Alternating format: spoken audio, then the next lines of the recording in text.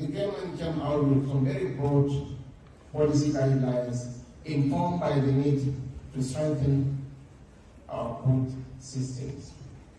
This includes the setting of a presidential food systems coordinating unit, made not to displace the existing bodies, but to coordinate their activities for enhanced food delivery.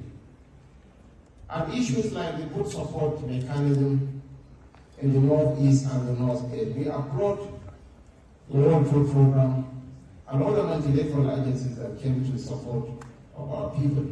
But most importantly, there is a saying in Africa that when you feed a man for a day, when you give a man a fish to a man, you are paid him for a day.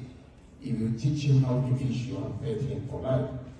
So, in our displaced people's camps, the government took the initiative to rather empower the displaced people to produce their own food stock. That will give us resilience, that will give them dignity, and most importantly, that will give us buffer against shocks. In the Sahelian region, there is an incestuous relationship between economy and ecology, and the government has to come up with very, very robust policies and frameworks to ensure that our people do not fall into despair. Hunger knows no bounds. Hunger does not discriminate. So this is why we are determined to put in place structures, enhance our strategic plan results, and most importantly, to empower smallholder farmers and women and youth by giving them incentives.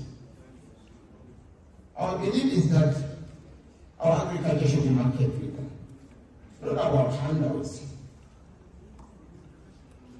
And the whole mantra is on increase in yield, because entrepreneurial capitalism is embedded in the very psyche of the average Nigerian. But what they are lacking is the why result to place them on every such ladder of development. And the whole mantra is on increase in yield.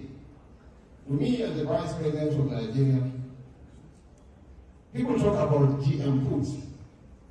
Our effort is to feed the people. I don't care if GM foods can provide food for the people. The whole mantra is on increase in yield, embrace modern agricultural practices, fertilization, improve seeds, better agricultural practices. This is why we are reinforcing our extension services so that our farmers can get up-to-date data on rainfall patterns, on how to